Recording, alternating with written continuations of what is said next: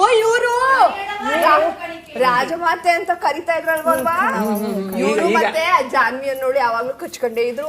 ಬಾತ್ರೂಮ್ಗೆ ಹೋಗ್ಲಿ ಮಾತಾಡೋದು ರಾತ್ರಿ ಅಲ್ಲಿ ಮಾತಾಡೋರು, ಬೆಳಗಿನ ಜಾವ 3 ಗಂಟೆ ತನಕ ಅದೇನೋ ಪಿಸ್ ಪಿಸು ಅಂತ ಮಾತಾಡೋರು. Big boss